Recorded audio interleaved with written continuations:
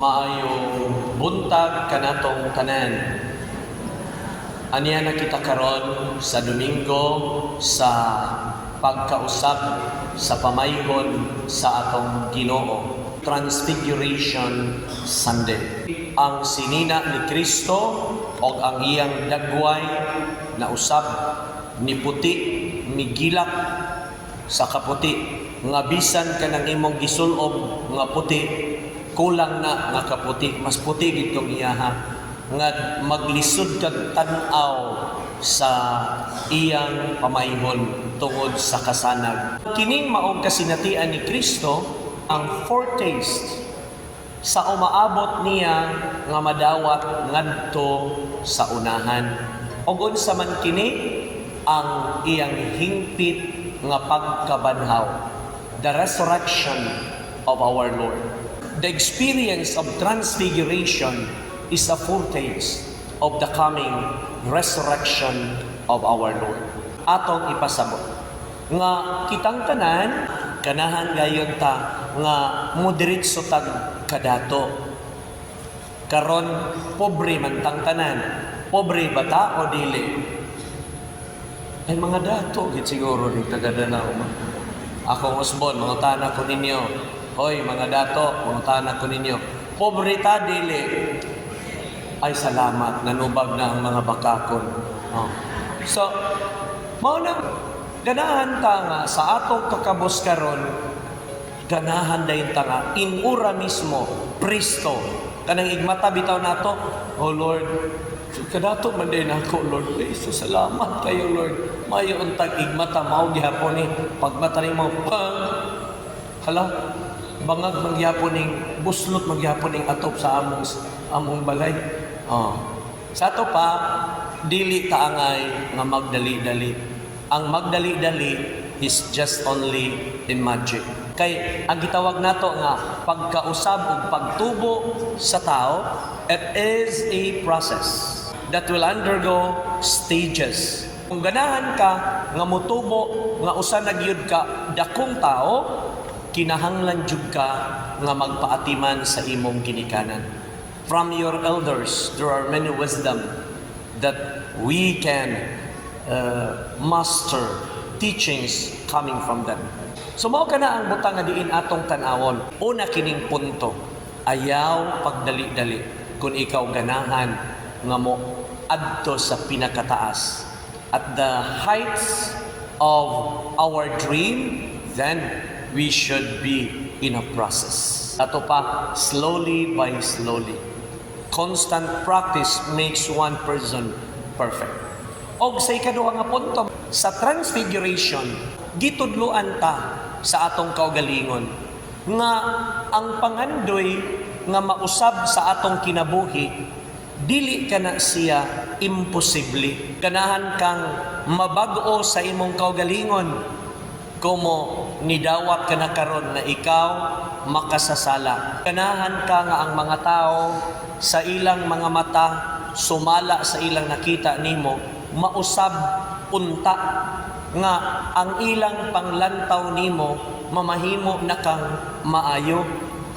Di man nato madiktahan ang huna-huna sa tao. Dili man gani ka makadictate sa huna-huna sa imong bana o sa huna-huna sa imong asawa. Dili man gani nimo makabig ang mga miyembro sa imong pamilya. Say for example, 12 mo kabuok nga managsuon. Dili na nimo silang tanan ma-sold out sa imong gusto nga mahitabo. Pinaagi lamang sa imong pagsulti kanila. Nganuman kay independent man ta sa matag usa, though we complemented with each other. Apan gikinahanglan ang makuti nga pamaagi. Gani kanang magpahimo kag balay o magpahimo kag negosyo, ilabi na og kanang naakay negosyo nga murag hazardous piyaw sa mga tao. Magpapirma pa man ka sa imong mga kasilinganan, ay nagpapirma nimo ngadto nila, magdagyog ka, inigdayog pirma na kay pasas, di ba? I don't know ansa na kasabot ba ka mo. Doon lagi kay pasas nga kwan. Alala na panghingi ki ba anak daw? Ang anak niya pirma diretso. Aron lang gyud ma-carried out. So sa ato pa dili sayon ang pag-usab sa imong kaugalingon makinahanglan kini og Kristo. Ang ato karong Santo Papa, si Papa Francisco, tuwa man siya ni bisita sa Lisbon, Portugal. So tuwa siya ron yadto. O niya usa sa iyang gi-highlight nga panawagan sa tanang katawhan sa sa World Youth Day ngadto sa Lisbon. Iyang panawagan nga ibalik ang atoang pag-expose sa Blessed Sacrament, the Eucharistic adoration, aron magsugod ang imong pagpakighinabi sa Ginoo. Mas ato pa di ay ang ato mismo nga pagpakighilambigit sa tong kaugalingon ngadto sa Ginoo, dako kayo kini og kwenta nga kita sa atong kaugalingon magiyahan. Nan arita sa to the lowest level, arita sa grassroots, unsa man nga mga approaches aron ta matudloan. Ang transfiguration, ang pagkausab sa pamayhon sa tong Ginoo nga nagdala og mensahe, una sa ato sa iyang umaabot nga pagkabanhaw, ikaduha ang atong pagkausab sa atong kaugalingon, ang mahinungdanon nga maminaw ta sa gipadala sa Ginoo kanato. Kinsa man kini sila? Sa atong pamilya, ang atong ginikanan. O kaning pagpaminaway, mao kini ang kulang karon kay kadaghana nato mga balhiboon nagbakba. Mga marites o mga tabian. O ni kuwang karon sa tong katilingban, di na ganahan maminaw na ay anak. Ang anak ha? Tudluan pa ang ginikanan, sakto man na. Walay sayop ni anak.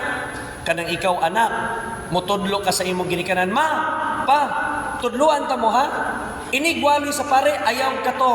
O, kana, sakto na. Sakto na siya. Pero mayon ka, imong tudluan ang imong ginikanan, ma, pa, mo respitar mo na ko ha? Kaya kung di mo respitar, lubaon ta mong duha. Di na sana siya mao.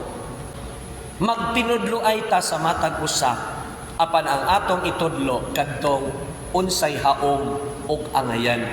With that, hinay-hinay dunay transformation nga mahitabo diha kanato. Ang ikatulo, mubora kay ni ron nga pamalandong mga igsoon. Ang ikatulo, nagitudlo sa tong Ginoo, mingon siya sa tong santos nga ebanghelyo, gikahimut-an ako ang akong anak, paminaw kamo kaniya. Karong panahona, dagahan kayo ang angay nato untang paminawon. Mukutlo og Biblia, mugamit og prinsipyo og mga pagtulunan ni Kristo alang sa iyang kaugalingon nga tuyo. Daghan unya inig paminaw nimo, dali gyud kang mailad, dali kang madala. Labi na nato nga mga Katoliko, Sos Maria, paklian tantag Biblia, niya basahon tong kontra nila nga ilang isulti nato, wa na, ladiin na ta. Di na ta mo balik, mangluod na ta, nang luod ka sway hinungdan. Dagahan kayo nga mga prinsipyo. But remember this, you are a Roman Catholic. You have your own doctrines and teachings. Kung siguro natugkad pa lang ni Pedro ang tuyo nganong nausab ang pamayhon sa Ginoo, ug nganong nakalitok siya, diri na lang ta Lord, di na ta mubalik ngadto sa ubos, magtukod na ta dinhig payag, di na ta mubalik ngadto sa ubos. Kung nasabtan palag to ni Pedro ang iyang gisulti ngadto sa Ginoo, di gyud unta to niya isulti. Apan mitudlo ang Ginoo, paminaw kamo kaniya. Asa niya gibilin? Sa iyang mga gibilin nga tigdumala, sa iyang gitukod nga simbahang Katoliko. Paminaw kamo kaniya, who are in authority to teach us. It is the magisterium, mga igsoon, who are in authority to guide you in the family. They are your parents, who are in authority to lead us in a big community. It is the leaders of our state, who are in authority to teach us on the way of our spiritual life. It is those who are ordained by Jesus Christ and the succession of His authority to elect or to select people from the common to lead the people of the church. So kana mga igsoon, sa ato pa, ang matag usa kanato, sinangunan sa atong Ginoo. Nan mangutana ko, mga igsoon, ato bakaha kining nahimo? Wa bakaha kita magkulang? Usa kini ka pagbalik og tan-aw sa atong kaugalingon. One way of recollection. Dili sa ta maghimo sa collection, recollection ona. Mubalik ta og tan-aw kung ato bagyod kini silang tanan nga napuy-an. Wa pagani mga igsoon, gitawag natog back subject. Dili failure, back subject lang. Kay lahi man kung mayon tag agbong, kay wa naman gito.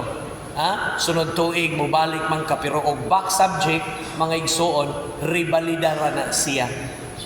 So mao na nga maningkamot ta, mga igsoon. Kita mamahimong adunay pulos sa katilingban kung ang atong kaugalingon ato gyung puy-an sumala sa gipapuyo o ipapuyo sa atong Ginoo. O mamahimo tang efektibo nga instrument diha sa pagbag-o sa dagway sa tong katilingban kung ang kang Kristong pamaagi mao ang atong puy-an. Amen.